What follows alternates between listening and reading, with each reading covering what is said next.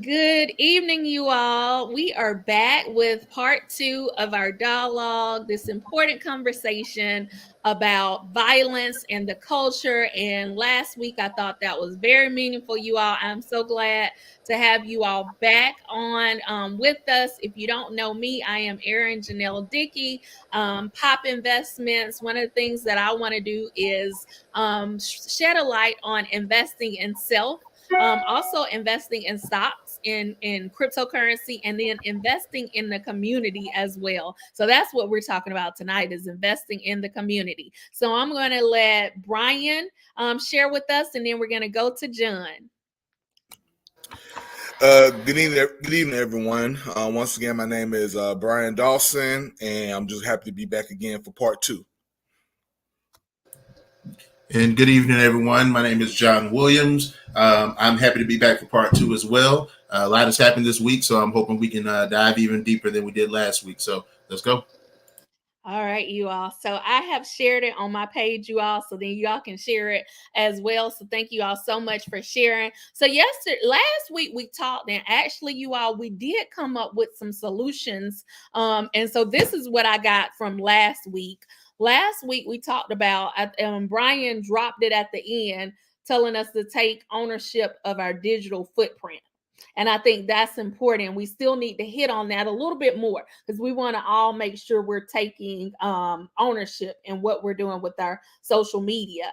And also, we talked about mental health as well. And we talked about the students not having conflict resolution and not being able to control their emotions. So, you all, I am going to share with you all really quickly. I want to discuss this and get you all's thoughts. Okay, so I'm just going to share a little bit, and hopefully, my goal was not to share the young man's picture. I didn't want to share his picture, but I did want to share this part of the article. Okay, so it says a 12-year-old boy was identified as the victim who died in Saturday night shooting near Atlantic Station. Atlanta Mayor Andre Dickens announced in a press conference on the 17th Street Bridge on Sunday. Over here, we have continued to say recently that Atlanta is a group project. Dickens said, when a 12-year-old dies in our city then the whole village has a responsibility,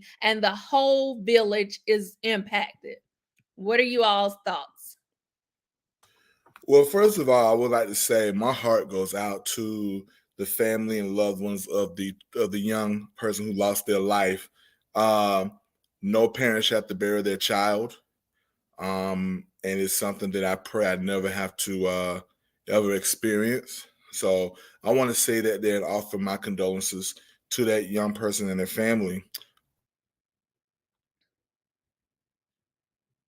Sorry, you all. Brian is having a little technical difficulty, so he might be in and out with us. So, John, what are your thoughts? Again, to echo Brian's sentiments, I want to send my condolences to that family and to the people in that community in general, because even if they weren't related to the young man, they still feel the trauma that happened in each one of these events, in each one of these sad occasions. It's really hard to discuss this without pointing fingers, or without it seeming like you're pointing fingers. But I want to say that we as a community need to do a little more protecting on the front end proactively. I think Brian and I were talking about and Erin, you were talking about as well, the age restriction and the curfew and the things that are supposed to be in place to keep things like this from happening, since it happened right outside of Atlantic Station. There was a spillover from there. With you guys talking about that, it makes me wonder, how many of us are actually looking to protect these kids when we see something that we obviously know is wrong. When I'm out and I see an 8-year-old, 9-year-old, or a 10-year-old someplace where they shouldn't be at 9, 10 o'clock, am I willing to say, where are your parents? Or am I willing to say, you should not be here? And a lot of us just aren't willing to go that far, because we want to mind our business, which, we're often taught. But in some cases, if we want to see change, we can't just sit by and mind our business. Doesn't necessarily mean we have to go and make a big deal out of it, but there are some things that we do have to be able to speak up about when it happens.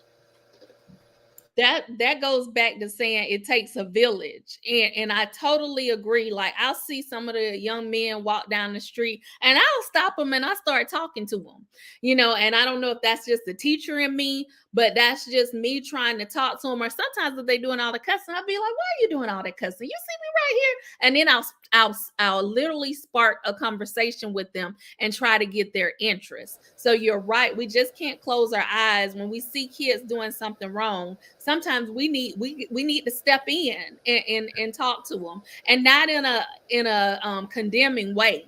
You got to know how to reach the youth. Right. Brian? Yeah, and I'm sorry about earlier. I'm having some Wi-Fi issues, everyone.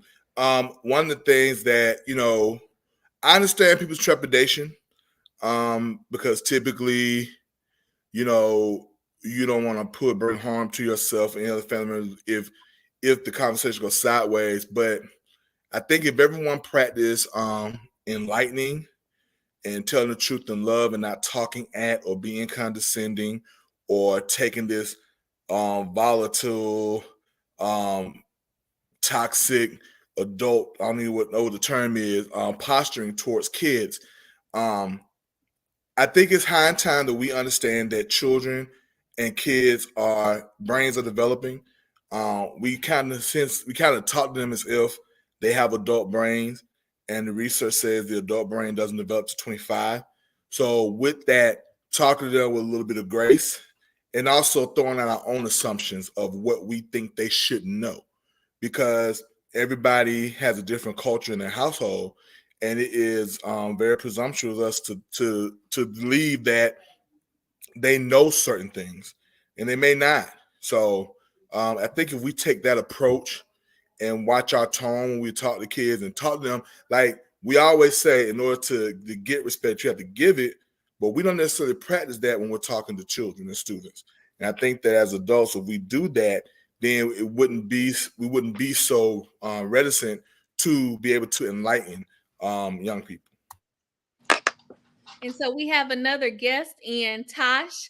And John, I'm going to let you introduce Tosh because you brought him up last week. Okay, so everybody, this is a lifelong buddy. We went to church together. We grew up together right here in Albany, Georgia. We've known each other for years, and we're still in Albany, Georgia, because we recognize that you don't have to leave your environment to live in a better one. And so I'd like to introduce or give Tosh a chance. Tosh, introduce yourself. Tell everybody who you are and what you do here in Albany. Well, again, my name is Tosh Severe. It's a huge opportunity and pleasure to be here. I'm a local entrepreneur. Philanthropist is my latest title that we've added to it. It was never philanthropy for me. It was me getting involved with the community that I live in, my kids live in, my parents live in, and so many other people that I love and cherish. Even including the history and just even the struggle. I love the struggle too, because it gives me a space to exist. So that's kind of the long and short of who I am, and what I try to do for Albany is empower others and create opportunities. Thank you so much. I saw on your Instagram page, I saw event you were having. I think it was with adults. And was it about investing? What was that event about? Yeah, so we're in the investing space. Some friends and I function in different capacities, but we partner with some people out of DC and out of Atlanta that try to do local empowerment sessions for small business owners. Just some things that it would take you years to kind of put together. We're trying to bridge that gap and shorten the trajectory, and basically remove the glass ceiling for young, aspiring, middle-aged entrepreneurs that want to know how to structure their businesses, want to know the one-on-ones of small investment, learning how to use insurance policies, to do infinite banking, learning how to just put yourself in a better position for your family and for your kids, and most of all, create a platform that you can expand and scale up your businesses. So we offer these different seminars, and we've got a series coming up. We're moving to Tallahassee next, and just hitting all of the surrounding towns to answer questions that sometimes entrepreneurs don't know to ask. And A lot of times people in business are still learning themselves and stuck in the learning curve. So for them, they may not be able to properly articulate it to others, kind of some the 101 and the 1, 2, 3, 4, 5 steps of doing things. So we try to bridge that gap and make it real simple by putting it in our own vernacular and making it fun. Okay. Thank you so much. And I'm all about investing. I learned about investing. I'm just learning, and it's a learning process. And I think that's one of the goals that I know for me, to help young people, once I conquer investing, help give back, because I think our community, we haven't been in that investment sector, and even businesses, like you said, it takes us a long time in order to build businesses, because there's a lot we don't know. So thank you so much for helping out the community. That matters. Awesome. One thing I want to add too, and somewhat dispel a myth. We often think that we have to become good at something to start sharing, but sharing creates a conversation space that we are able to integrate our learning. And in a lot of cases, we can fix that learning curve, because something you may be good at, you can simplify it for me. If I just know where to go get the business license, the other person in the room might know where I get my LLC, and so forth and so on. So it's more of a collective experience. So what we do, and we understand that there's other people that have a heart to share but may not be able to connect all the dots. So when you put enough people at the table with a myriad of skill sets, it creates an opportunity where we can all progressively grow collectively. That's right. That's good. That is very good.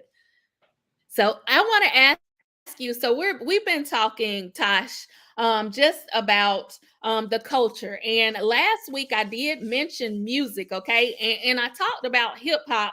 And sometimes, I've got one thing that with me that I need to correct is sometimes I talk about hip hop, but to me, hip hop is not the rap culture now. That's not hip hop to me. But this rap music has had a big influence, to me it has, on the young people and this generation. What do you feel? Do you feel like it has had an influence, or maybe not have an influence on young people? That's a big question, and I'm trying to make the answer small. But hip hop has always been a mechanism, so much further than music. It's a mechanism of culture. Even if you go back to the onset of what we consider to be our era of hip hop, maybe say the late 70s and 80s, it was counterculture, and it was ludicrous to people. The syncopation of the beats didn't make sense, up against melodic expressions of music. So it was always appealing to an emerging group of young people. So I think even where music is right now, it's emerging into something. Are there byproducts like violence? Are there messages that are very challenging? Are there perspectives that are hard to stomach? Of course. But I think when you look beyond the surface, you start to see an authenticity that our young people are able to identify with and start expressing themselves. Does it come out wrong sometimes? Of course. Does it come out violent sometimes? Of course. But as we see throughout life, life mirrors all of those experiences, all of those emotions, all of the escalation and de-escalation, based upon how each individual person interprets what they're hearing and how it affects them. So I think the young people are definitely influenced by. I'm a musician as well, so I mean, I listen to the only thing that I have an issue with now, and when I say an issue, it's just not my preference. The drill culture music, because there's enough to be angry about in life already, and then when you start directing it and bringing firearms and calling everybody a op that's in opposition to the way you think, and making that like a targetable place to put your frustrations.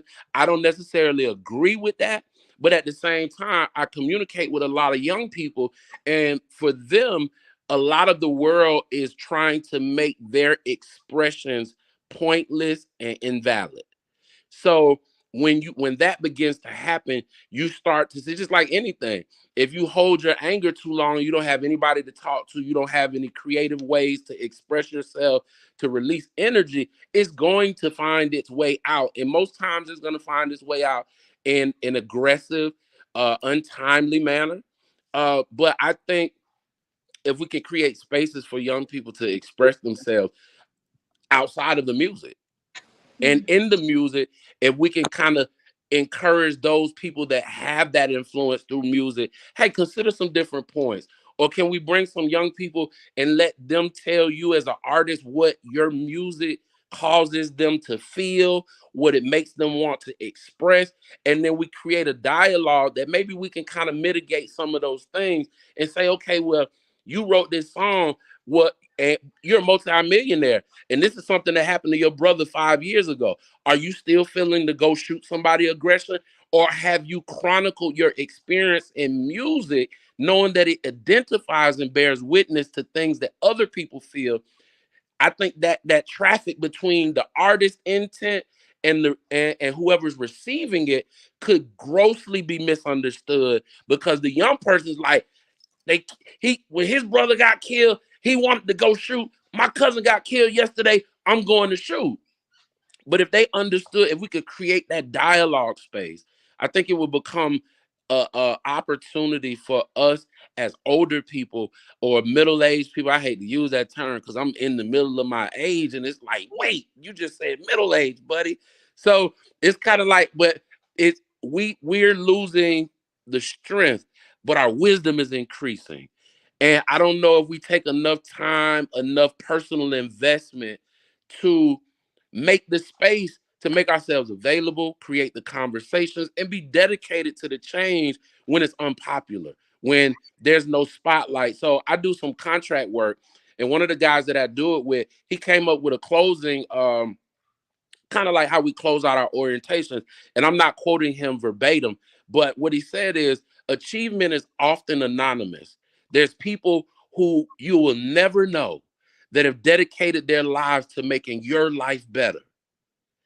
And in the work that I do on this contract, we do canvas work. So there's people who get up early in the morning and go knock on doors to make sure that people get out to vote. So we influence legislation, but those aren't the people who show up on the billboards. Those aren't the people who the campaigns get derived around. Those aren't the people who even get a letter to say thank you for knocking on 1,000 doors throughout this campaign. But those are the people who quietly dedicate themselves to improving the lives of others. And I think if we take that stance and realize that achievement is often anonymous, we'll wake up one day and see that achievement has come.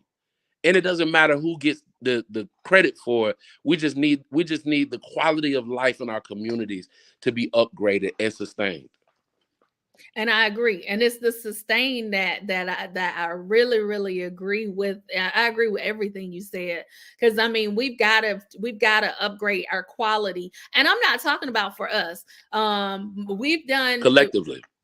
Collectively as a body, because again, where one hurts, the others hurt too. And that's where we have to get. Like, I'm like, when you start talking, I'm like, how can we maybe collectively, everybody, hey, let's do a GoFundMe for a billboard just to say, hey, stop the violence. Like, these are the things that we could do as a community, trying to find solutions for it. But you're right. There are a lot of people that are behind the scenes that are helping out. I love even Andre Dickens from Atlanta, the Atlanta mayor. He does a lot, you all. He closed down a housing project here. So there's some things that are happening. But what happens when you have the 12-year-old boy that just got killed last night, at Atlantic Station, and the 5 others that got shot?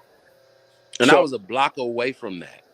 Wow. I was just there last weekend, Tosh, at my partner's loft up there. Like, it's crazy. But I would like to add something. I'm gonna say this based on what you just said, as far as when he tore down the housing project.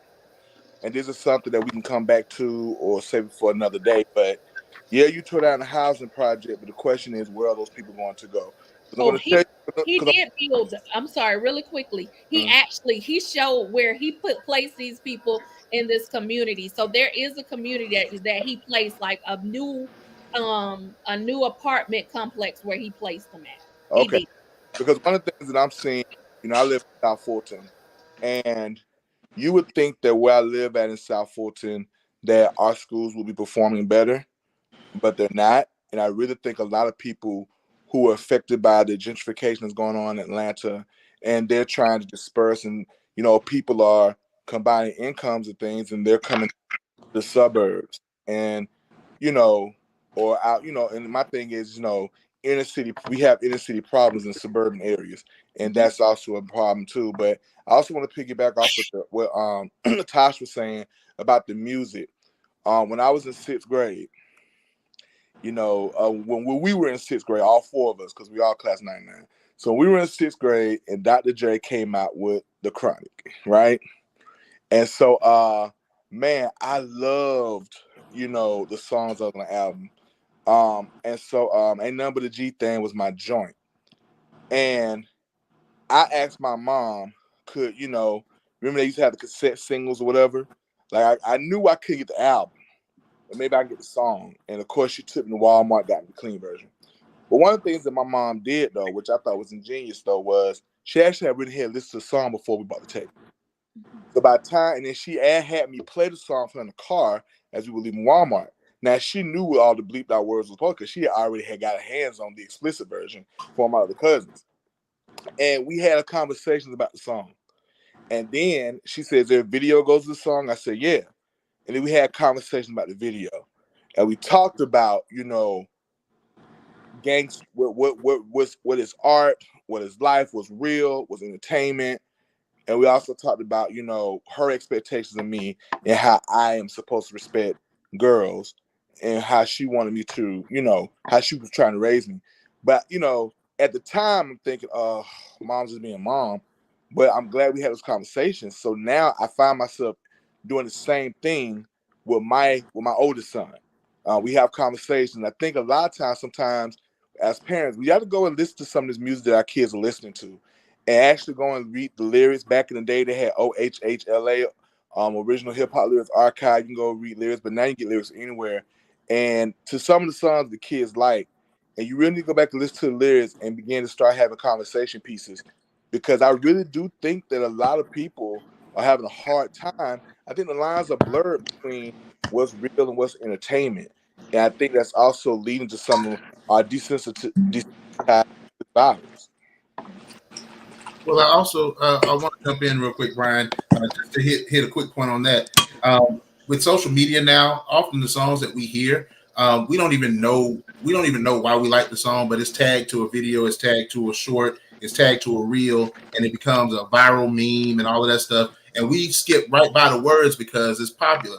And so a lot of those songs that end up becoming very popular and end up becoming viral are the ones that are having the most influence. And it's not because of the music, it's because it's attached to something else that is inundating everyone who's listening to it. Like right now, I hear Cuff It in my head, and I don't listen to Beyonce at all, but I know that's in my head, and I'm thinking, how did it get there? Well, a lot of the music, like the song with Spot 'em Got 'em and a bunch of others that promote a lot of the violence and things like that, they weren't even. You can't even find that video or that song really in a lot of people's streams, but you see it in the viral videos that people are passing around. So it's getting to us in a number of ways outside of just direct listening, and we have to be careful with that too. So yeah. I want to mention, okay, social media, you all talking about music. So right before school ended, me and my student was having a conversation. We were having a crazy conversation about the Nextdoor app. And so then she was telling me, we're talking about how a lot of people on the Nextdoor app, if you don't have the Nextdoor app, it's kind of like where people just really just go on a tangent about things in their neighborhood. Because it's supposed to be for businesses and posting your businesses, but people have taken it to a next level where they show their ring and people at their door. So one of my students was telling me about this little boy. So this little boy went to this lady's door, and he kept kicking the door. But he was like 8 years old kicking the door. But the lady was like, whoever son is this, you better get him or whatever. Found out, my student told me this is a TikTok trend. It's a dorm trend. It's like literally a TikTok trend that kids are seeing. What you need? But this little 8-year-old, he did it. But you know, these people are like, hey, you better get your kid before something happens to him. They're thinking the kid is trying to break into the house, but then it's really social media and this TikTok trend where people are knocking on dorm doors and they're kicking it. I didn't know that. And no one else would know that. Like regular people, like you wouldn't know that. You would think this child is trying to kick in your door. So again, that's where social media has a big play into our lives. Yeah, that little boy could easily get hurt. yeah. I mean, a lot of these trends which started out, I think initially started, it was supposed to start off as a little harmless, but now are growing increasingly more violent and more dangerous. When we just recently purchased a new home back in February. I remember one night coming in from the old house bringing stuff over. It was about 9 o'clock at night. I saw this teenager in my neighborhood, and he was standing at the house across the street from me. He was standing inside, and he kicked in her door. He took off running. Well, she came to the door strapped. Now, what is she?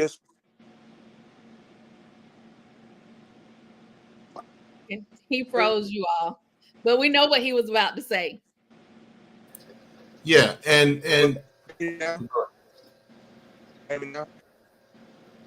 you're still going. I could have called it straight.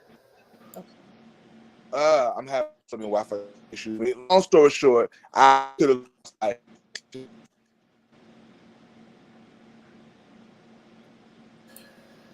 Yeah, so I think what he's getting at that's important is this. A lot of times what people think is just a person-to-person incident ends up becoming an incident for everybody around. And so you have to kind of think about those types of things when you're dealing with these types of situations. On the flip side, we also have to be careful how much of our response to things is based on our perception of people versus what they really are, and how much of that perception we've taken from how other people perceive, and particularly us. Right? I make it a purpose now when I see a group of us, I make it a purpose to speak to everybody there. But you know, before I started doing that purposefully, I used to be like, okay, if it's a group over here, I'm just going to walk over on this side here. But then I was buying into the same notion that other people were putting out about us. And so I think we have to start intentionally loving our people enough to understand that everybody could be dangerous and everybody could be an angel. They could be either or, right? But it's not for us to determine. It's for us to be aware, but it's also for us to also meet them with love and meet our people with love, and we'll get more good than bad out of that, I believe, in the long run. Because a lot of times I feel like, and to piggyback off of what John was saying, a lot of times the rhetoric that's being attached to our culture, we buy into it subconsciously and we start functioning from it. And we don't even know that we start projecting that energy onto our people, because his hair is in wicks and mine is bald, and I've got on a collar shirt and he's got on a slim shirt, with his skinny jeans and his belt showing. And we know what those stereotypes have been fed to us, and we buy into it. It's like, I'm gonna go talk to the people who look like me. And we start becoming us and them and not us together. So I think that's a great point that we all should buy into, is like dispel those myths by the simple thing. Love conquers and covers all. But simple gestures like, hey, how you doing? And being as enthusiastic and engaged as we would walking up to our frat brother or our colleague or, our church member. Engaging our people speaks a vote of confidence from us to them, that we not only see your potential, but we believe in you growing, and not from a condescending point, but from a, hey, there's growth for all of us. I can learn from you. You can learn from me. You know what, Tosh? I tell you, teaching at Albany State, I run into a lot of students who they're here for an education, but they have the remnants of wherever they come from, right? Right. And so I've had to learn to do that.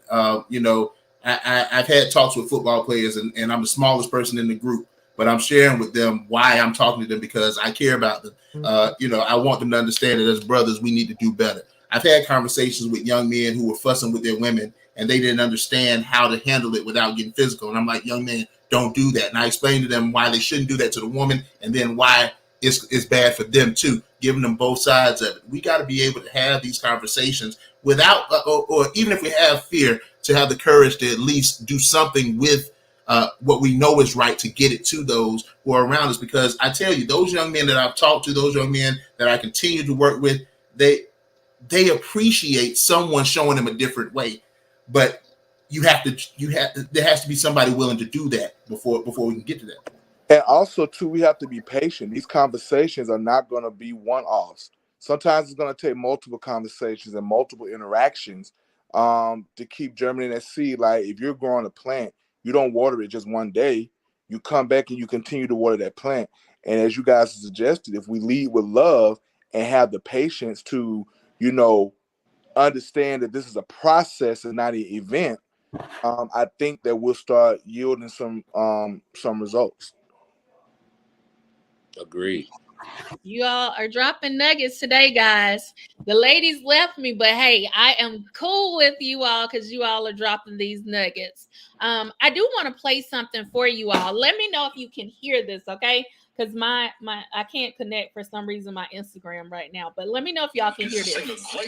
Can y'all hear this? Okay, so I'm gonna. Smith gets to sing a great song about stay with me. Mm-hmm.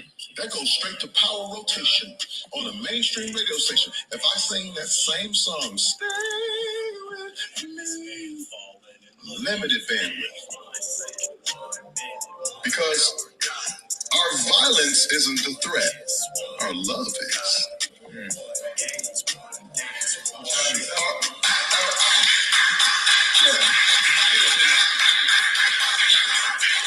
Our family separated. It's fine, it's perfect. The man staying with his family and raising his kids and pouring into his woman, that's the threat. You must be a preacher.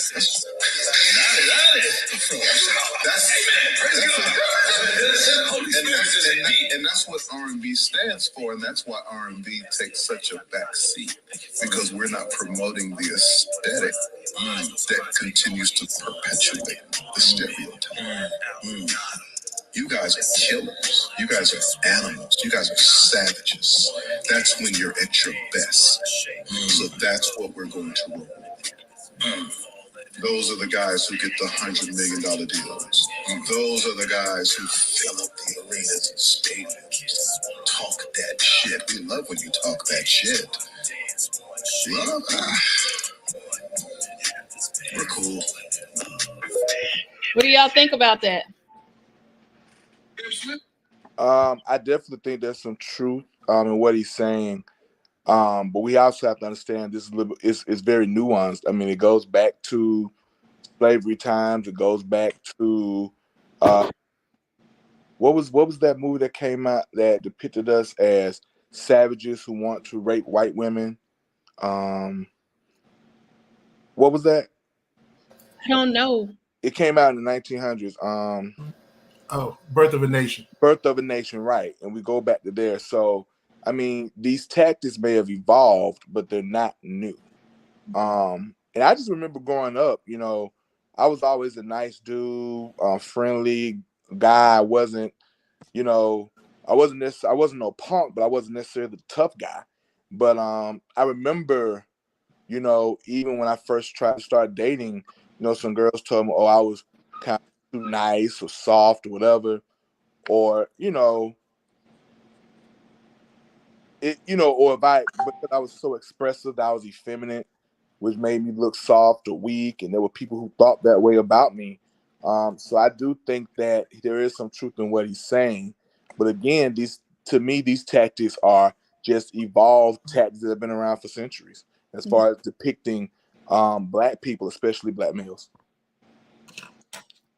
But I think that's where we've got it. I don't know. there's got to be some type of way where we've got to stop this, because that's what people want to see, and we need to see more.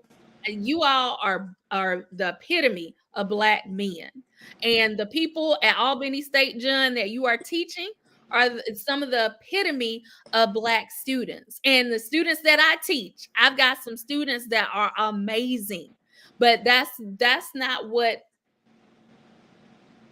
America wants us to see. But if we change our digital footprints, like you said, Brian, they're going to see more of this.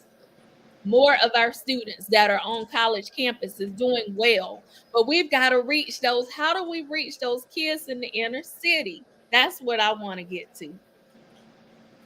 And before we jump to that, so I love what Tank said. He's absolutely right when it comes to the positive R&B. But we also have to remember that he and many others have also produced songs that depicted us as savages on a sexual level, hypersexualized men. And that has also led itself to certain forms of violence, including sexual violence. And throughout the 90s all the way up, there were some songs that were about love. There were some songs, even the R&B, that were about, let me get off and leave. And a lot of those songs over there that was in R&B that was of that nature also also played very well and did very well on the charts. So I mean, he's right in a way, but also there's a nuance to music in general, and I think we have to be careful how much we broad stroke generalize R&B versus hip hop, because there's some bad messages and some good messages in both. What we have to do is be able to balance it and help others balance it as well. The music I listened to in the 80s and 90s wasn't about violence, but it was about sex. I listened to Luke, I listened to Two Live Crew, I listened to all of that, and those messages weren't helping as much either. As I get older, I realize that. So I think we have to be careful assuming that if you don't do this, then it's good music. There are a number of different areas where the music may be negative, and then there are a number of different areas where the music is positive, and it's best to just strike a balance. Anyone else want to say anything before we go to our next topic? Okay, so Tosh, how do we get to our community that we're not always a part of? Like those communities where you're not always a part of that community that's really in the trenches that really needs the help. How do we get to those communities? I think it's a multi-level approach. Everybody doesn't have the kind stroke and the heart to maintain some of the nuances it takes to be deep in the hood, so to speak, if for lack of a better term. I'm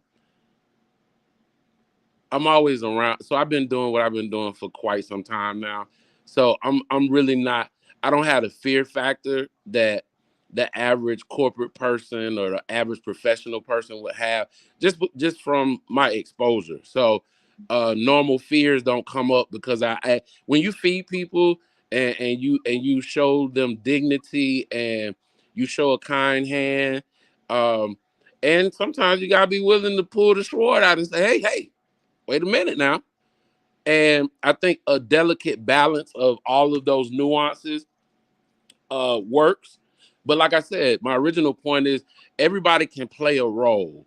I particularly like boots on the ground. I aggregate data for the work that I do because throughout the time I've been doing it, I understand that outside of the sympathetic side, outside of the compassion, when it comes to raising money and crowdfunding, there has to be a business element to it.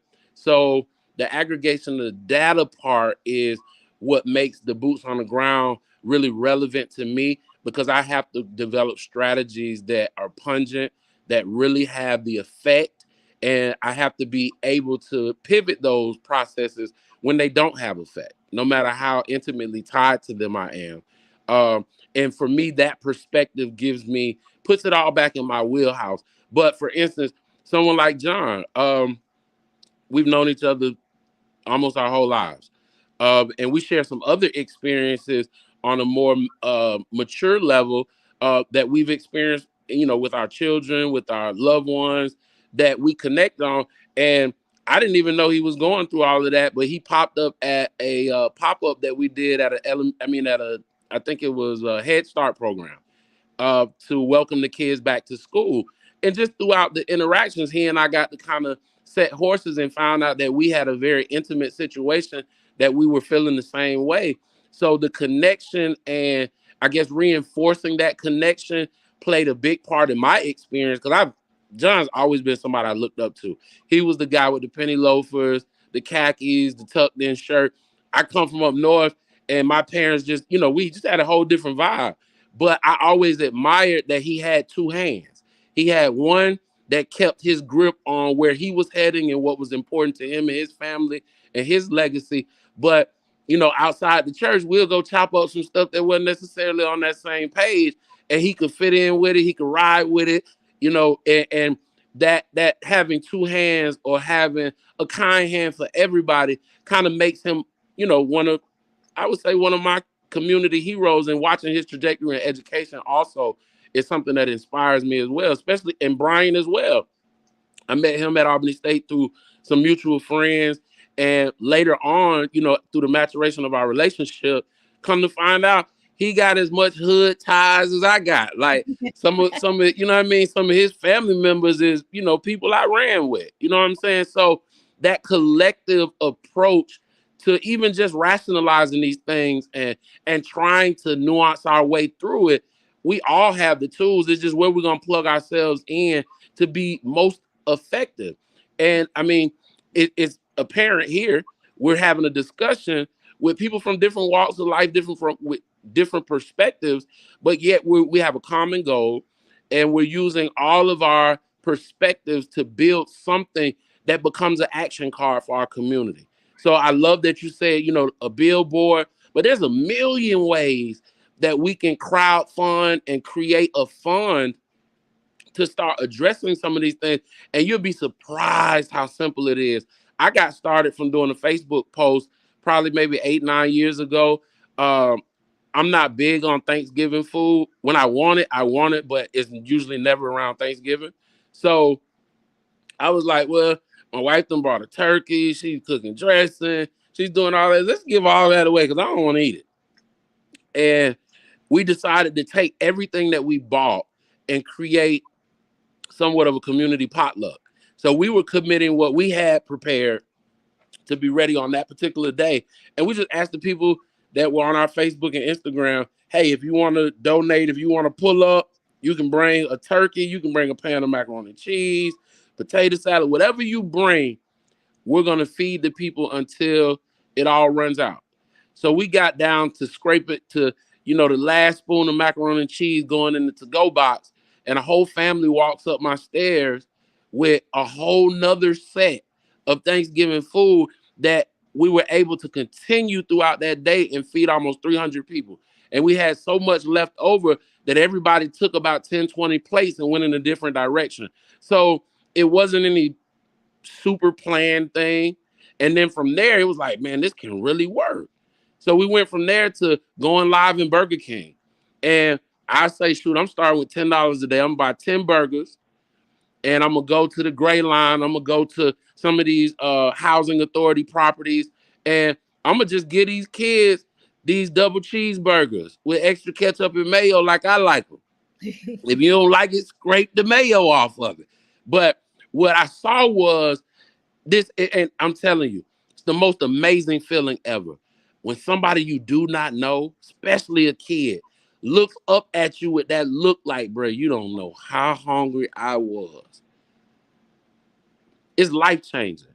So what happened was, while I'm on live, standing there waiting on them to fix the hamburgers, I got 10, 12 other people like, hey, bro, I just cashed up you $5. Get 5 more. I cashed up you $20, see how far it go. Then the store manager is like, hey, whatever you buy, I'm going to match it. So it's those little fun, creative ways to use social media that we kind of saw this. Here's the impact point. And then, now we're known as the people who feed people. And that soft stroke of love creates access to so many other things, because I run into people all the time in the club, in the mall, out at tailgates. It's like, hey man, you've been feeding my auntie and my cousins, and I really appreciate that. So it's the bandwidth that we can access is so vast. It's just you got to have willing hearts and willing people. Man, And I would beautiful story. I would like to add to that. First of all, I remember when I first saw that, Taj, I was thinking, man, that is an ingenious, out the box way of making a real impact in the community. And I wonder about something that Ed said on YouTube, and he was like, we have to find a way to get we have to build trust with inner city community quietly without photo ops.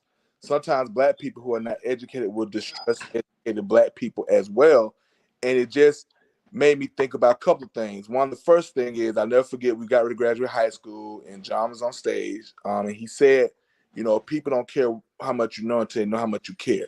Now, this has been 23 years ago. It has just stuck with me. And I think that's something that I think Tosh is living out. So now Tosh wants to do the financial literacy seminars and things like that.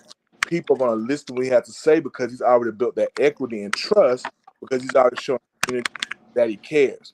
Another thing I want to think about is my wife works a nonprofit, and she worked with this one that came into Atlanta, and they wanted to kind of help revitalize and rebuild and strengthen some of the inner city neighborhoods.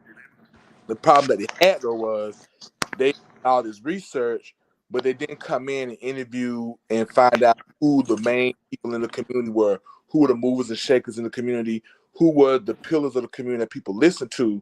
So there was kind of this little strife amongst the community people and this organization. And so they were never really able to be as effective as they wanted to be, even though they had good intentions, because they didn't get a chance to get to know the community in which they were serving. So, like I said, Ty, that was a real innovative way. I thought at the time when you first started that, I said, man, that is ingenious. Like, it would have never occurred to me to go about it that way. And now that you built that equity, now you really want to put, people on the game about entrepreneurship and financial literacy, you've already got their attention because you showed them that you cared.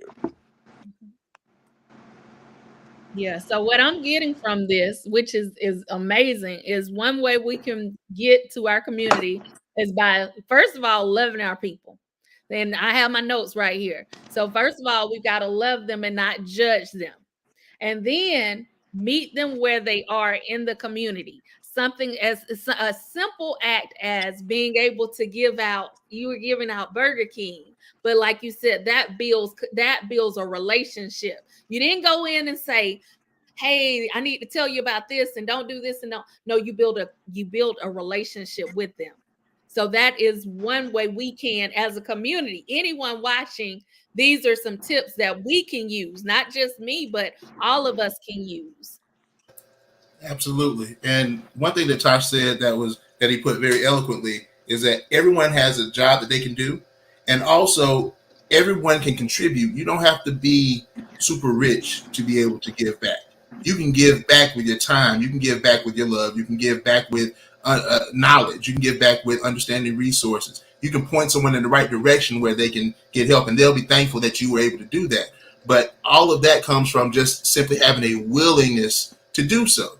I think one of the toughest things for me to hear from a lot of my peers is that I would do X, but I got blank, blank, blank to do, right? And I understand responsibility, and I don't knock anybody for that, but it doesn't have to be something so grandiose that, it needs to be in the newspaper, or there needs to be a photo op, or it needs to be, or, it doesn't have to go viral. That's for your ego. It just needs to make a difference for the person you're trying to reach, even if it's one person, even if it's two people, even if it's one household. If it makes a difference, then if we all do those things collectively, we do a lot more than those big grand events that, we have to advertise, in the newspaper and across the country. We can do small things in our community, just like he was explaining, and, make a big difference. And I want to add too, please don't think that this shit is easy. Right. But it's not. if I mean, if you think the office has nuances, the hood has them too. And you run into all of those little areas of, like people talk about, going from city to city and checking in. That's important. It sounds like some gangster stuff, but it's really not as gangster as you would think it is. It's like the whole checking in process. You check in so that you don't wait till something happens and want to blame somebody. You see what I'm saying? So that's checking in with those stakeholders, the people that have those people's ear and be like, hey, listen, I'm in your city. I'm coming to your neighborhood. I would like to connect with you. You know what I mean? Let's go in there and make this happen collectively. All of that is extremely important. But like even myself, the work I do weekly, I don't always have the best attitude with everybody I deal with. I'm a human. And when I run into people who are excessive take advantagers, the other side of me comes out. And so what I do is I divert to people who have a softer touch for that. So I go back in the kitchen because I'm cool with that. That's where I started. I enjoy that. I go hide in the kitchen because they're asking for too much. They're becoming a little bit indignant, and the other side of me is about to emerge. So it's something for all of us to do. And I want to bring out this point before I kind of segue, and we continue the dialogue. But there's very, very simple things that have very large impact. Alonzo Herndon was a barber in Atlanta who started out ear hustling with our other brothers and sisters as he serviced them. He heard the conversations, he heard strategies, wisdom, and he built a business around it. But when he went into the hood, he did things like started a penny stock, started, saved a failing insurance company and started making insurance affordable for his people and teaching them, like, here's the back end benefits to having these policies. Like, can't move you out of the projects today, but you got a grandmother, you got an aunt, you got a great aunt, you got a this. Let's get some affordable life insurance on them.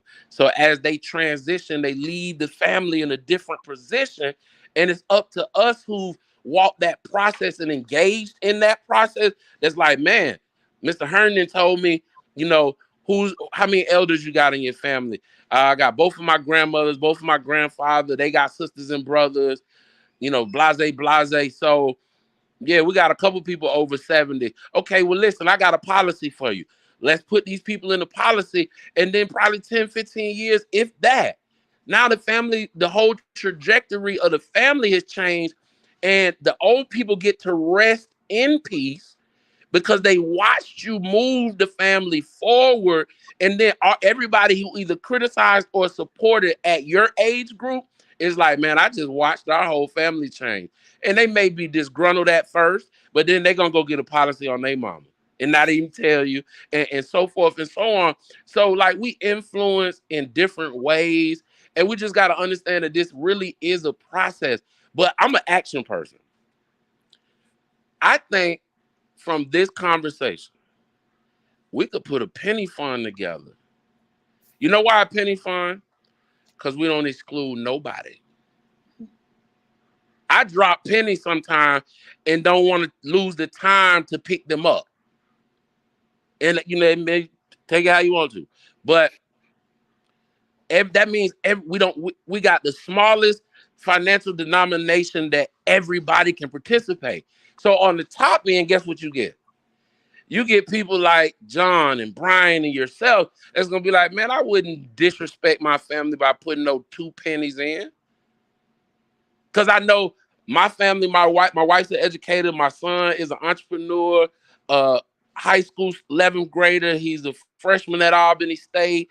He works at Publix. He runs his own mobile car wash. He has contracts. So I know sometime when I'm doing what I do, I brought him up in it, but now he's becoming his own man. So he might not be able to come set up a table or drop off some food, but he might be like, hey, Dad, I just washed the car for $100. Take this 100 and do what you can with it. How many pennies is in 100?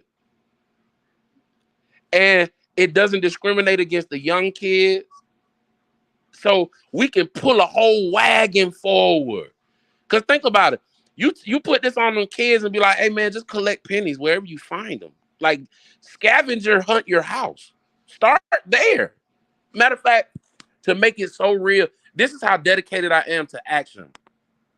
We can sit here and pontificate about something big and putting the fund together that we're going to, because next, after we try to put a fund together, then we're going to start talking about who got control over and all, which is all good business questions. But sometimes we lose the immediate impact. So right behind me, I keep this.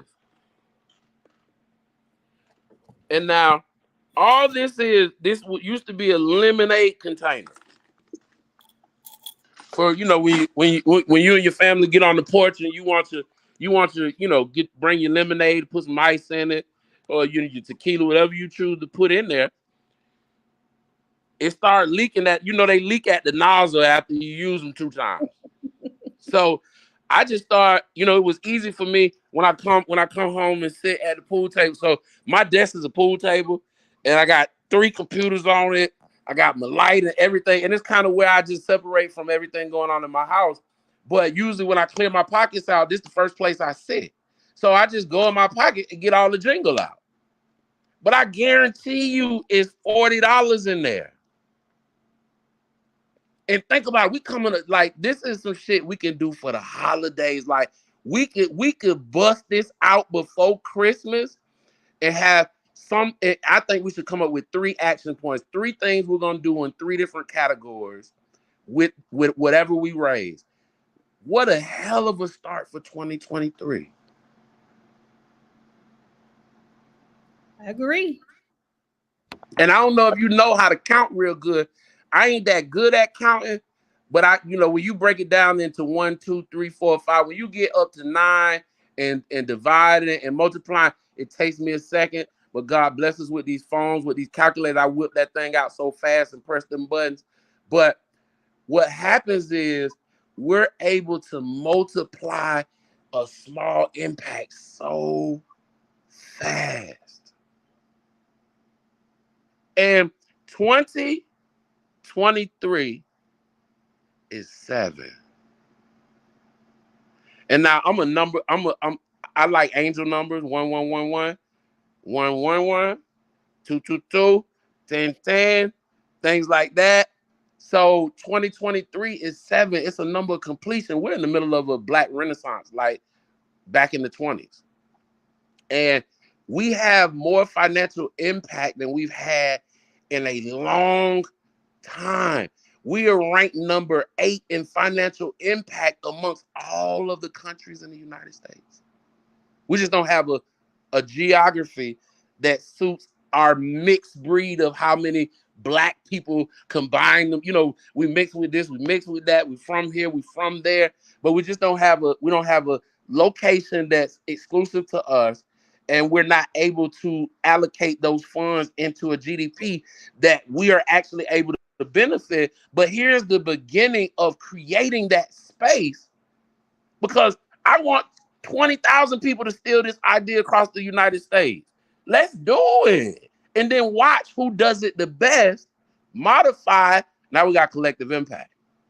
Right. And so what we were saying about being able to segue into financial literacy, life insurance, all of those things. If you start with a penny, it's easy to explain. Mm-hmm. Now, when you go to talking about, the rule of 72, ROI, you get to talking like that, you're going to lose a lot of people.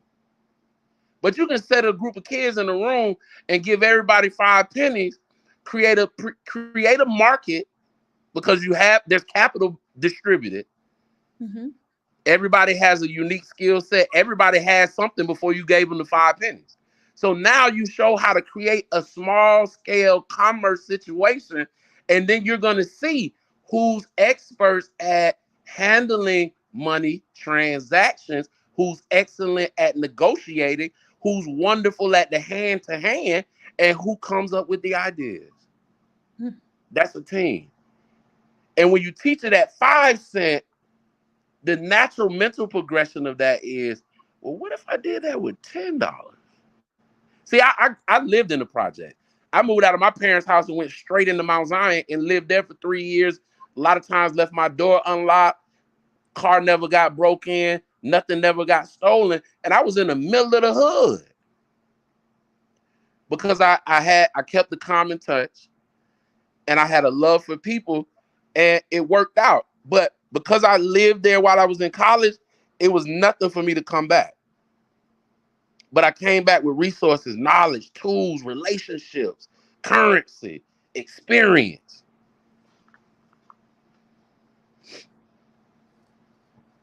All right, y'all. So y'all heard it from Tosh. We got to start a penny fund and figure out what we're going to do with it. And then challenge everybody else. Like Listen, you said. I'm down. Yeah.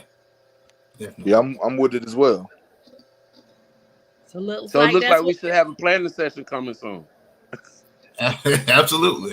Like before the week is out. Right. Absolutely. That's it. So listen, we try not to go over an hour because of time, and we understand it's Sunday night, and a lot of us got to teach tomorrow, be back in the classrooms tomorrow, and inspire and motivate a lot of kids, right? But before we go, let's go ahead and let's give some last reflections. So you all give your last reflections. We will start with John, we will go to Brian, and then we will go to Tosh. Again, thank you for having me. I love it, especially with three guys that have grown up together, and we really appreciate you, Aaron, for doing this. I want to say what I said last week. There's nothing in the world that would ever make me not love my people, and so I'm hoping that anyone who's listening, anyone who's watching, is understanding that your love will carry you a lot further than your fear or your hatred will. And our kids need it, our peers need it, our community needs it. And so I'm hoping that people take that away, because that love will provide the access, as Tosh mentioned before. And once you have the access to your people, you can then make a huge difference. But it's all about building those relationships and getting that access first. And you do that with love. Brian? Yeah, I think the theme of today's lesson, I think John and Tosh did a really good job of introducing it. Lead with love. Lead with love and enlighten. Let's not judge, not be condescending. Let's put away our presumptions, assumptions, and biases when it comes to dealing with our people. And I would just like to add to that patience. When you're talking about uplifting and you're talking about mentoring and educating and empowering, one of the things you have to understand is that the fruits of the labor, they may be delayed, but they're not denied, as long as you continue to put in the work and continue to connect. And we have to connect with one another first through love before we're able to enlighten and bring others up. And I think that's our responsibility. We talk about the talented 10th, and everyone thinks that they're a part of it. But are you really? Because part of that responsibility is the action that Tosh is talking about. And we have to just make sure that we're doing that. So that's my closing remarks. All right, Tosh? Well, I'm gonna reiterate my original statement. I've fallen in love with it. Achievement is often anonymous, and there's people who quietly dedicate their lives to making yours better. And it's a twofold thing. It humbles you, and it pulls you away from needing the spotlight immediately. And it pulls you into understanding that there is a road often untraveled. That's the one that digs the trail for others to come behind it. So that, that's kind of what I've lived by. And I ran into an old story, an old African story. The term that's attached to it is Ubuntu.